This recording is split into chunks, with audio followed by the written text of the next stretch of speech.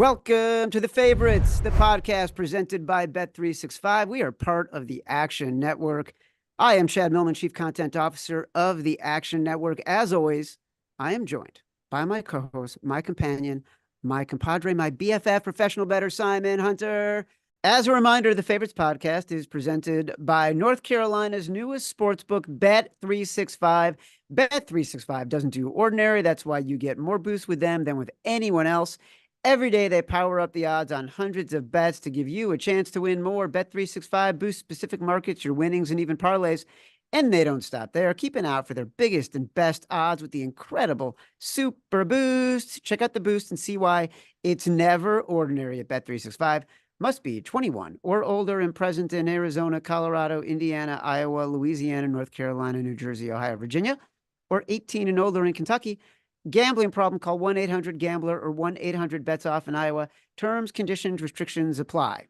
I'm not even wasting time by giving Simon his proper due.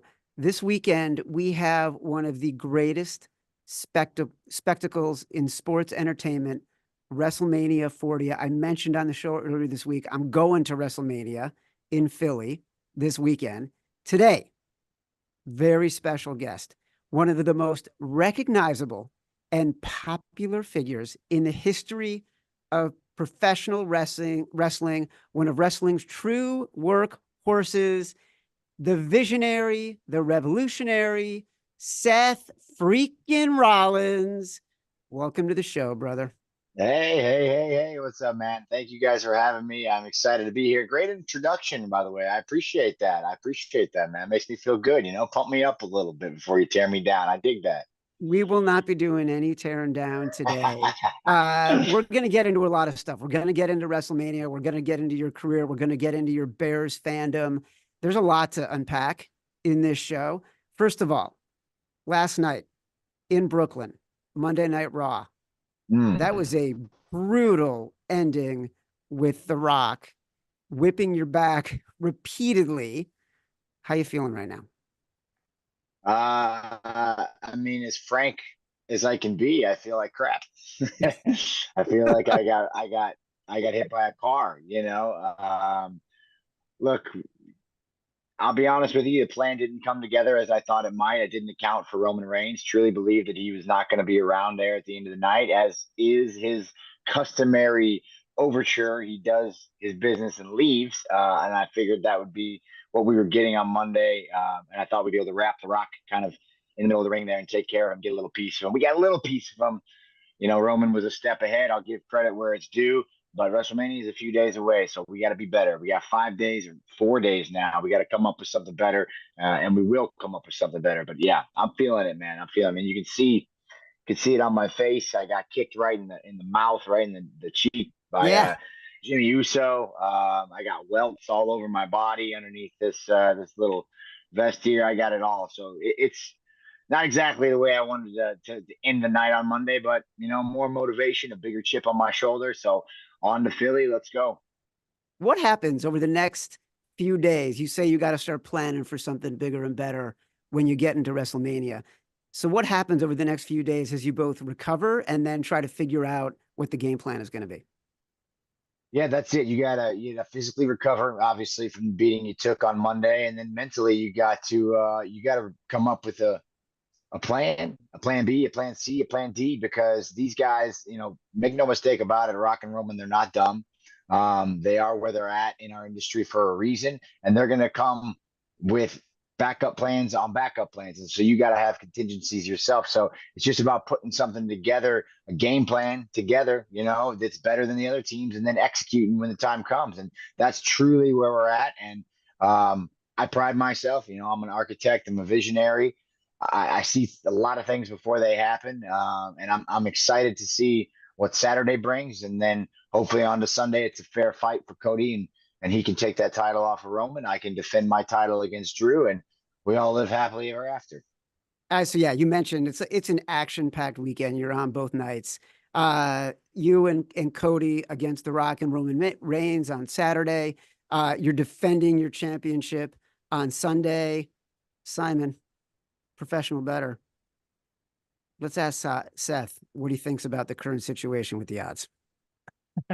Yes, I'm going to ask you about how's it feel to be a big underdog in this? It really is looking like a David versus Goliath. Does it feel that way? Or are you just one of those where you say to yourself, what do the sports books know? This is my life I'm dealing with here. I don't care what the odds are. I'm playing for it anyway.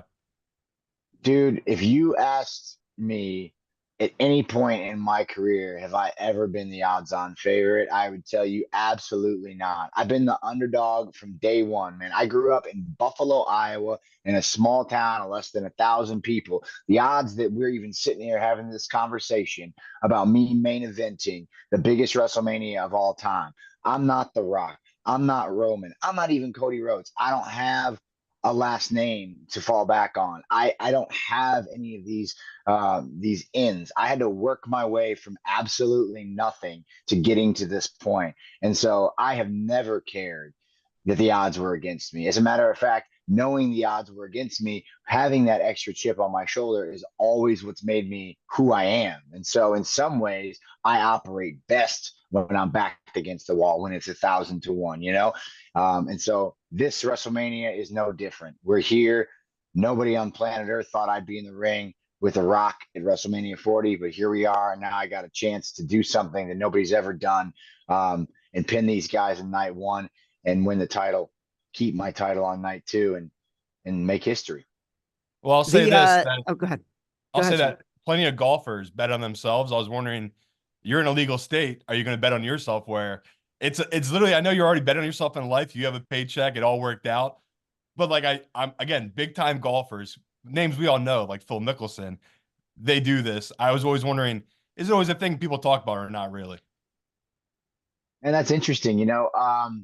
Obviously our game's a little bit different than the PGA, but yeah, I'm not in the custom of. I think it's like I'm not even a luck person, but I think it's like some bad juju. I think it's like True. I think it's a weird thing to be putting money down on yourself. I dig that confidence. I dig that confidence, and maybe for some people that helps them take their play to the next level, knowing that there's some extra cash involved or an extra part of the bottom line if they are able to push through. But for me, I never needed that motivation, man. All I needed was the doubt. I need people to doubt me, and that's what makes me better.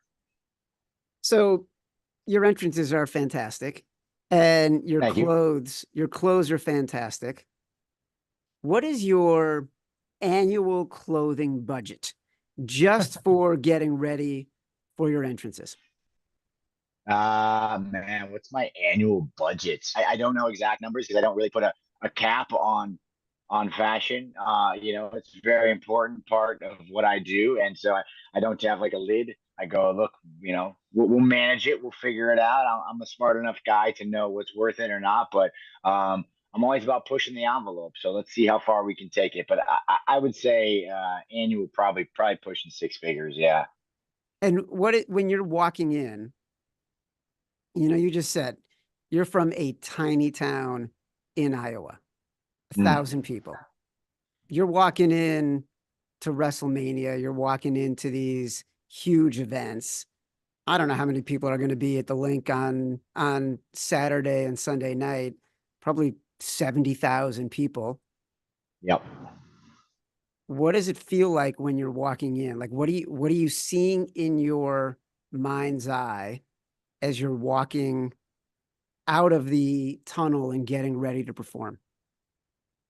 Man, when you walk out the curtain and you step onto the stage, for me over the years, that's as soon as I get through and I'm there and I'm in the center of it, it's almost like an eye of the hurricane type situation for me. The biggest hurdle and the hardest part for me is getting to that moment. If you can get to that moment, then it's just what I've done for years, what I do nightly, right? It's just get out there, do your job, perform, and make magic. And so I've been so accustomed to doing that for so long that now, once I'm in that space, once I'm in that little circle, man, it's just like a piece and everything's buzzing around me and there's chaos here and up there and everywhere but where I'm at. That's like my Zen garden, man. So it's an awesome place to be. And it wasn't always that way in the beginning. There were a lot of butterflies, a lot of nerves, but now, man, I feel safe. I feel safe there. I feel like nobody's more equipped to do this than me, not anybody in the entire world. And so it's yeah, it might not be the answer people expect, but there's a certain level of peace that comes over me when I finally step out there and I'm one with that audience. Can you see fans? Like I envision that being so chaotic. Like there's so much noise. It's a wall of noise, right? And you're going in and you're going to have to perform and all eyes are on you. Can you see individual faces? Can you hear individual voices, or is it all a blur? Most of it's a blur. Like most of it all just bleeds together. Occasionally, there's like these special situations where you make this eye contact with somebody in the crowd.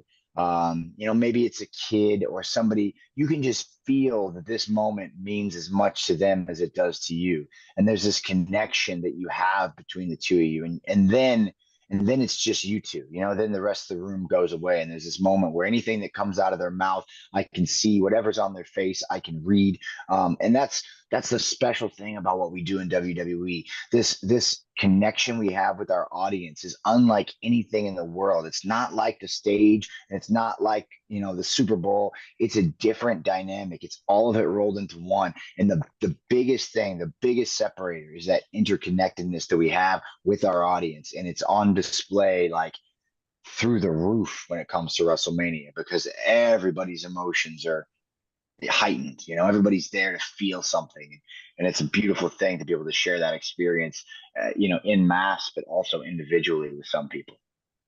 All right, so you're in Philly. Simon is a huge Eagles fan. Mm.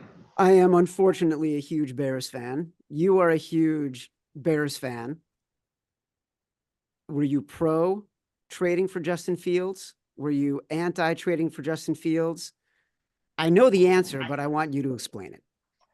I would have liked to have kept Justin Fields. I personally was a Justin Fields guy. I love the progress that he made. I love the relationship that he built with the city and with the team. And if you watched his progress over the years, I would have liked to continue to stick with him. And Getsy, for what it's worth, I think when you get a coordinator and a QB in the same system and that comfortability over the years, that's when you really start to see these guys take the next steps. And we start to change things up, it becomes difficult, And so I think the team's ceiling this year is higher if you have Justin Fields on the squad. And that's not taking anything away from Caleb Williams, but bottom line, and he's the presumed number one pick, bottom line, a rookie is a rookie. And yes, you look at CJ Stroud and you say, oh, if we could land that, then, we're in a special place. But man, that's not the rule, right? That's the exception. There's a learning curve for rookies, no matter how good they are in college when they come to the NFL. And so I think, I hope we're not looking at a situation where we take a step back and then you end up letting go of your head coach and you start making changes again. And not basically you're in the same cycle, right? And so I was a fan of keeping Justin, but I also understand what they felt they needed to do. And if you're looking at a prospect that you think is a generational prospect and you have to do that for the future of your organization and you've got the kind of the wheels in motion, I understand that. I totally understand the decision, but I personally love Justin. I wish we would have kept him around for at least a couple more years to see out this contract and see what kind of progression we could have made in that division. Are you still attached to him, though? Are you still going to be cheering for him for Pittsburgh, where you're like, you know what, I'm going to love this guy Williams, but in the back of your mind, you're going to kind of be staring at Fields? Really? Well, there's no reason. Look, he's not in my division anymore. If we get to February and somehow we're competing in the Super Bowl, then it's a different story. Then I'm saying take him out. But for now, he's over in the AFC. He's competing right now with Russell Wilson for a starting job in Pittsburgh, which it'll be very interesting to see how that plays out. Yeah.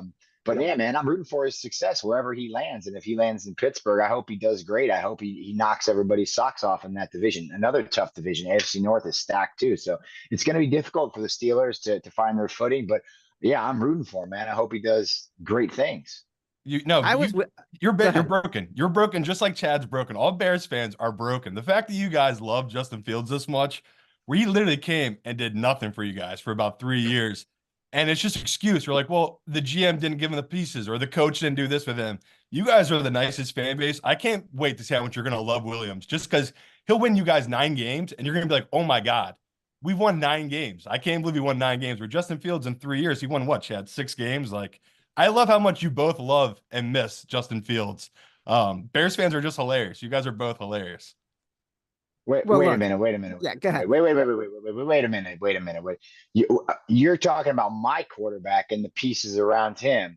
You look at your quarterback, Jalen Hurts, who's supposed to be like got paid out the wazoo. And what has that guy done for your team? He is, and I'm not taking anything away. These are talented guys. These guys are way better than I am, and I don't want to knock them at all, right? I don't know. But you look at the Eagles organization, you look at the pieces that were put around Jalen Hurts to help him succeed. Okay. And the team did well. They did really well in that organization. You look at Chicago and what kind of dump they were coming out of when the new regime came in and when Poles came in. I mean, it takes some time to get to that spot. They're not going to go from 3-14 to a playoff team overnight, even though they almost did this season. And so you give them that another year to continue to progress and build on what the regime's putting behind them. I'm not saying Justin Fields is Pat Mahomes by any stretch of the imagination, but he's certainly a starting quarterback in the NFL. And if you put the right pieces around him and stay consistent, he's a guy that can make plays that other people can't make, and certainly a guy that can take this team to the playoffs. And then once you get to January, anything can happen. So don't be knocking Justin Fields like we thought he was going to be the savior. It takes a lot of guys and a good system to make a franchise successful for a long time. Seth freaking Rollins, Simon. Take yeah, that. Seth has got me. But I will say that is fair, but you dive into the numbers, and I think Bears fans will quickly realize that Justin was never going to be this guy. He did wilt in the fourth quarter in a lot of games for you guys where you don't think back to it. But the thing in the NFL, me and Chad talk about all the time, there are legit 10 really good guys, right? There's 32 quarterbacks, and on any given year, there are 10 guys who are like, you know what, those 10 are really legit, and you want one of those unicorns. That's the goal. And not saying Justin Fields cannot be that unicorn. He might not be in that unicorn, but that's my whole thing with the Williams thing, where I think you're going to quickly realize, seeing when he plays for you, how different he is.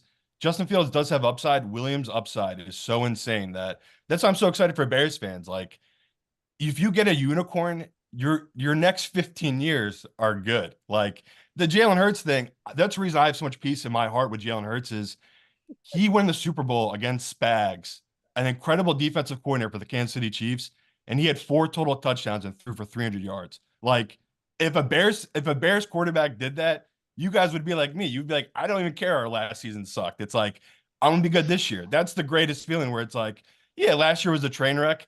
I still got hurt. I still have a good year upcoming this season. And that's how I'm kind of where it's at, where it's like, I love how loyal you guys are. That's what I'm saying. I'm like, you guys are so loyal to Fields. You just want a great quarterback. And I just think you guys need to move on. Like, from the ex you used to love, you have a beautiful woman right in front of you coming in Williams. I think it's gonna change your guys' perspective. You're gonna forget about Fields. Yeah, look, I hope you're right. And I'm not a scout. I can't evaluate that kind of talent. Like, I don't have the time and I don't have the wherewithal to be able to evaluate those types of things. I see this kid play, and I see his highlight reel, and he looks incredible on tape. How that translates to the NFL, I don't know. You look at Fields' numbers at Ohio State. I mean, you could have made a case for him. But who knows? You just never know when these guys get to the NFL. What it's a crapshoot.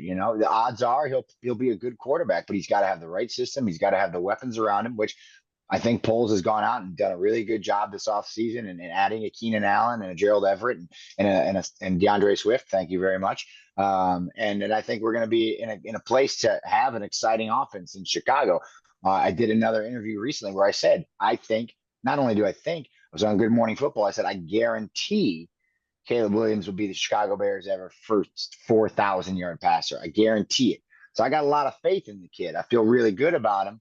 Doesn't mean I can't have some love for my boy Fields. That's all I'm saying. Yeah. Dude, you are in deep on the Bears. I respect that. I appreciate that. Would you rather spend time talking about the Chicago, like, you light up as a fan when you're talking about the Bears? When you're going through Wrestlemania sort of media rounds, how much more do you want to talk about the Bears than Wrestlemania? I mean, I love both, man. I mean, I love both of them. I love pro wrestling, but I spend so much time talking about wrestling. It's, I live and breathe and eat and sleep it. That's all I do, you know, like from dawn till dusk. We don't have an off season. We're 52 weeks a year. And to be at my level, to be as successful as I am, you just have to constantly think about it and constantly process it and come up with new ideas and continue to grow. And so you're always talking about it. And, you know, my wife, Becky Lynch, she does the same gig as me. So we're always talking to each other about wrestling. So for me, anytime I get to sit down and talk football, which is my kind of second love, I suppose, you know, it's like a little treat for me. I get to just talk, it's like shooting the shit with the boys, you know, it's a good time. So 2015, we'll take it back to wrestling for 1 second. 2015, you have a Mount Rushmore moment, and you win the title at WrestleMania 31. This weekend, WrestleMania 40. You defeat The Rock and Roman Reigns. Which would be the greater achievement, what you did in 31 or what you could possibly do in 40? Man, that's very interesting. I think 31 is special in its own way because we took where the industry was, we subverted expectations and pushed it in a new direction at the time. Because now you've got The Rock back, board of director for TKO. We're ushering in a new era. Got a television deal with Netflix coming up here starting next year. You know, SmackDown's moving to USA. Like, it's going to be a huge change and shift in our industry, and we're about to usher that in. And so it's almost tough to say in the moment which one's going to be bigger. I think when you look back in retrospect, if we're able to do what we want to do at WrestleMania 40, it'll go down as one of the most historic, game-changing events in the history of our industry. What's left to achieve for you? Oh man. God, you know, I don't know. Legacy is an interesting question, right? It's like, what's your legacy? What's it going to be? And I've always wanted to leave the business better than where I found it. That's always been my major goal, contribute in ways that don't just benefit me. And so I think um, my legacy is set in stone, and you can always add to it. But I think when it comes down to it, my goal for the future is to help the next generation, because my time's not done yet, but we're certainly closer to the end than we are to the beginning. And I think I'd love to use the kind of latter half of my career to really help the next generation be the guys who are going to be WrestleMania, you know, main eventing WrestleMania 50, WrestleMania 60, and so on and so forth. And I think I'm in a position now where I've got so much experience over the last 2 decades in this industry, last 12 years with WWE, traveling the world, that I can do that I can help these guys and girls get to the next level and help mold what the future is going to look like. Is that something? It's interesting you say that. I think there was a story in Bleacher Report earlier in the year, like in January, that talked about how you've approached some things with more humility than in the past. And have you thought a lot about, as you've gotten older in the business, bringing up that next generation? I mean, it's always been something that I've wanted to do. You know, I've had a wrestling school for the last decade. Pretty much, you know, the moment that I started on the road with WWE full time, the idea to start a wrestling school in my hometown came up, and I've been at it for 10 years now. So I've always really prioritized it, but it's always been something that's kind of been on the back burner. And I think when you're on your way up, it's easy to become singularly focused, right? It's easier to only worry about yourself and what you need to do to get to the next level. But then when you get to the top, you look around and you go, well, there's not many mountains left to climb, you know, there's not many oceans left to swim. And when you've done all that and you're by yourself, you kind of wonder, like, you know, what's next, and is it worth it to kind of continue to just tread this water on your own? And I think the answer is no. And I think as you get older, you know, you start family, you know, you start to lose relatives that are older, grandparents and aunts and uncles, and you start to realize that there is a fragility, not just to your industry and to your job and your career, but to your life. And your legacy isn't really what you accomplished, but it's how people remember you and how they carry on your legacy. And I think that's really starts to hit home the older you get. And like I said, when you realize you're getting closer to the end of your career than you are to the beginning, just things start to shift for you in that capacity. All right, brother, listen, you got to heal up. You got big events coming up this weekend. Wrestlemania in Philly. Seth freaking Rollins. We appreciate you coming on the Favorites podcast. Good luck this weekend, brother. Bear freaking down. Thank you guys so much for having me. I appreciate the chats. Anytime you want to do it again, maybe after the draft, we can see where the Bears land at 1-9. And we can talk more about Caleb Williams, who's my new QB1, probably. So Huge anytime, expectations. it was my pleasure to be here, guys. Thank you guys for having me.